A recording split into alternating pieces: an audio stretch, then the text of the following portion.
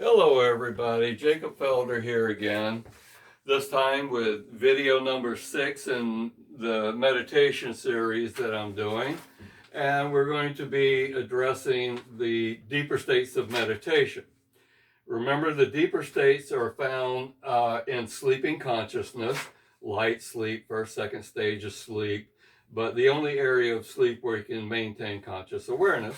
Because if you remember, on this side of the demarcation of consciousness, this side is waking consciousness, this side is sleeping consciousness. And here in Theta, you can still maintain conscious awareness. But over here in Delta, you cannot. All right? That's the deep, deep sleep. All right. So you remember, well, I hope all of you had a chance to do video number 5, where I actually did a guided meditation with some music in the background. I hope you all got a chance to do that. After that, I got several comments, and I appreciate your comments. Please keep your comments coming in, and please, if you have any questions, let me know. Okay. Anyway, this one lady named Pat, who's kind of a beginner meditator and was struggling with the deeper states, she did the guided meditation, and I'm going to kind of edit this a little bit just to keep it simple. She said, "I had a harder time staying relaxed in the beginning. The music had a profound effect on what I saw. This sent waves of bright lime green that appeared similar to the northern lights. I also saw a spinning geometric shape for a brief period of time. After about 15 minutes, the sensations of inhabiting my body left me. I didn't really feel like I went anywhere. Just a floating feeling, a lot like I feel when I float on my back in a swimming pool." Pat, thank you for that. There were several other comments similar to that. Now, to some of you, those experiences are going to sound familiar. All right, for others, it sounds a little far out there, but that's okay. These are actually common experiences. These are common experiences found in the deeper states in light sleep, and we're going to address them. Also, if you'll remember, let's get my PowerPoint presentation here. If you'll remember, those of you who did the number 5, the guided meditation, after the relaxation part, we did the awareness exercise where I said, don't search, don't analyze, simply observe, which is so important, right across the board, not only during deep meditation, but also in daily life, observer mode, and more on that later. But anyway, to practice that, I talked about visuals beneath the eyelids, sounds and noises, physical feelings and sensations upon the surface of the skin and deep within, to observe the stream of consciousness, and also to observe the course, the nature of the breath. And again, we're going to explore what happens, seeing, hearing, feeling, observing the stream of consciousness and the breath. Okay, we're going to talk about those changes. Okay, let me turn my PowerPoint presentation around here, because I don't want you looking at that too much, because we've got take a closer look at this. Now we're talking about theta only, just that one area of consciousness there, or group of consciousness back up here. Okay, so in theta, I divide theta in 3 areas basically. And there's more there than just theta brainwaves. There's other spikes and spindles and K complexes, and we don't really need to trouble ourselves with those areas right now. Anyway, we got early, mid, and deep meditation so that we can better understand the progression through this area of consciousness. All right? I'm going to compare theta to waking consciousness. In waking consciousness, we have everything from anxiety to anger to just thinking too much, to the other extreme during waking consciousness, where we're just happy as a lark, we're in the zone, everything is cool. Think about the wide spread of consciousness that is. Well, in theta, in sleeping consciousness, that one area where you can maintain conscious awareness, is just as broad. There's an amazing amount of life there that we miss because we simply zip through it, don't pay attention to it, and move into deep sleep. If we come out of deep sleep and we're in theta a little bit, a lot of times we're like, well, this feels good, but I need to get up, have my coffee, and get out the door. All right. So let's spend some time there. Let's up our awareness there. We'll be able to travel there, know when we get there, and we'll learn what to do to hold stable there. Now, let me see. We're going to get this in place here. Early, mid, and deep theta. Is that in the, yeah, that's in the monitor there. Okay. So early on in theta, you might see, remember, might see, not everybody is very visual, okay? And when I share these things with you, the progression of consciousness, please don't search. Don't search. And if anything comes up, don't get locked into analyzing it. It'll kick you right back out of this wonderful area of consciousness, and you'll have to start over again. But that's okay too. That's why we use our focus and relaxation to get to where we're going.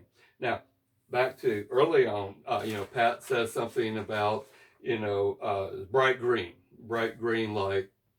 Okay, early on in theta, you may notice, now she said bright green, usually it's kind of muted colors. And sometimes there's brightness mixed in there, all right? Early on, you might see some kind of grainy, grayish, greenish, or bluish, purplish, whatever. Might have some brightness mixed in there. Sometimes it's a kind of a pulsating dot. That's very common. And in early theta. Now, let me mention something that is important. In theta, these visual phenomena I'm talking about, just think of them as pre-dream material. And we're going to come back to that later too. But just think of these visual things that I'm sharing with you as pre-dream material. And they have a name. It's called hypnagogic. More on that later. So early on, you might see some grainy or some pulsating dot of some sort, maybe a little color, whatever. When you move a little bit further kind of into mid theta, there's no telling what you might see if you're visual in theta. But the most common things that pop up in that area are faces. Sometimes they're distinct. Sometimes they're really just kind of cartoonish, or maybe very irregular. So you might see faces, you might see full image of people. And the other thing that's very common to see in that area is landscapes and different sections of landscapes, and maybe some structures. But okay, so this helps you track Again, it helps you track where you are along the stream of consciousness. Now, Pat was fortunate enough to go even beyond that and momentarily see geometric images, and that usually happens when you go a step further into deep theta, into really deep theta. Theta is all of this is deep meditation. All of this has theta brainwave activity. But again, or you might remember in one of my videos I said, none of this is hard on and off switches. It's all kind of like a dimmer switch, and it goes, it goes kind of slowly and it backs up. It mixes a little bit before it holds stable in any one particular area. All right, so you get kind of colory stuff here in the early theta. You get more like faces images, landscapes in mid theta, and then you get you might get a glimpse of some geometric images in deep theta. Now, just for your information, a little beyond that is where you've heard of the white light. It's not a visualization concept, to visualize the white light. You can do that, visualize white light, imagine it. But when you're in really deep meditation, you will see a white light and be able to remember it and report it once you come out of deep meditation. All right. So, and then more on that later, and like in another video.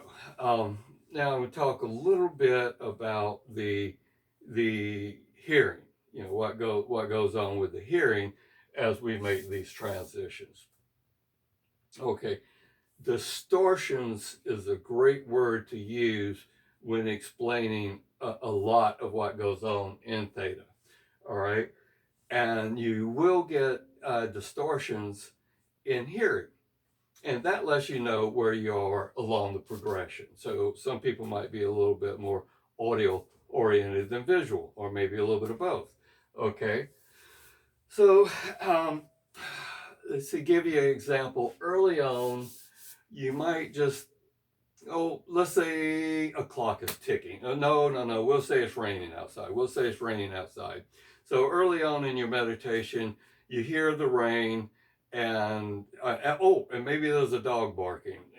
No, yeah. We'll go with dog barking. Okay.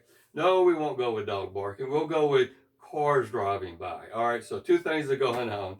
We've got rain going on, which is consistent, and we have an occasional car goes by.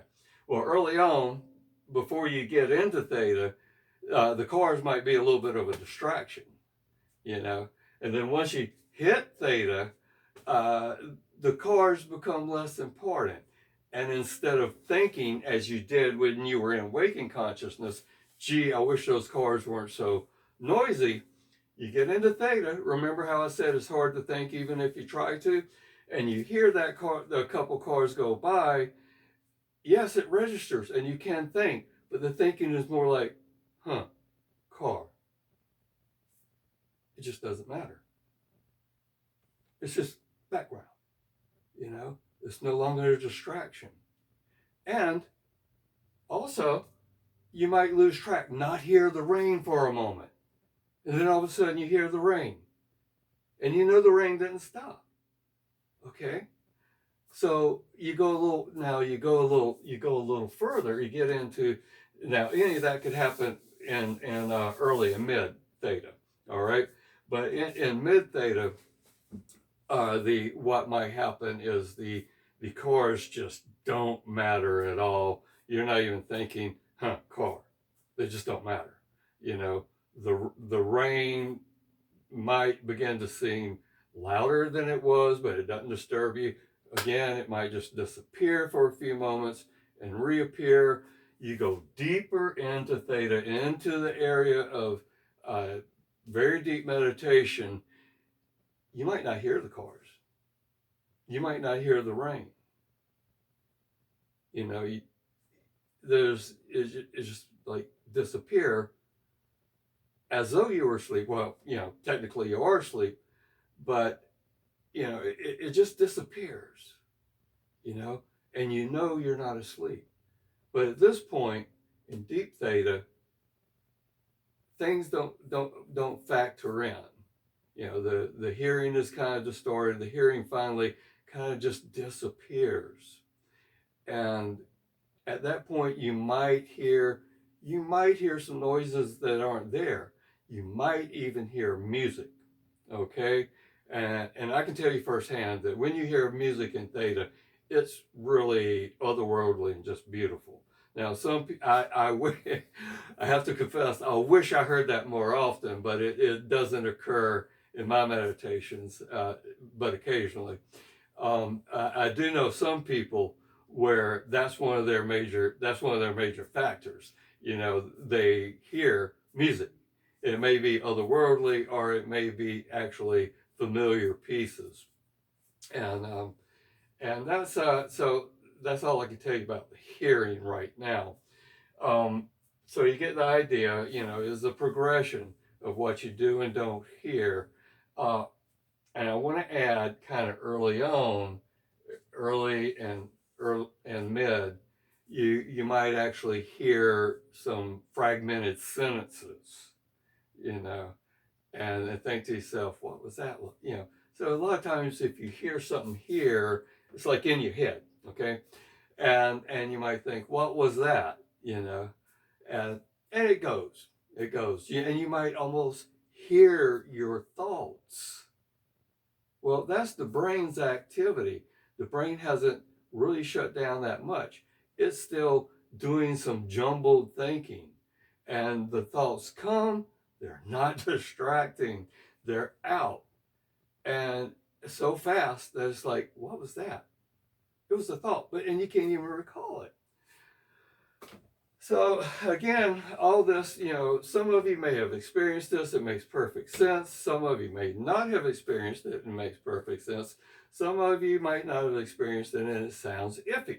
The whole reason I'm telling you these things, that is, if you experience them, it'll give you a better idea of where you are along the stream of consciousness. Okay? So you can enjoy this beautiful area. And let me remind everybody, during theta brainwave frequency is when more serotonin is released than any other time. Now, I'm trying to keep these videos down to about 15 minutes, give or take a little bit. And we've gone at least 15 minutes now. So it's going to be one of those, tune into the next video and we'll be talking about, let's see, where are we here? In that video, I'll be talking about some of the common feelings and sensations, physical feelings and sensations that occur as you move into theta, and as you move into the different areas of theta, different areas of meditation. And I'll talk a little bit more about the stream of consciousness, some of the things that, well, you heard me a moment ago say you might hear your thoughts, and this is the thought, blah, blah, blah, blah, blah. But anyway, you get the idea. And I'm going to talk about that next time. All right. And then the course of breathing.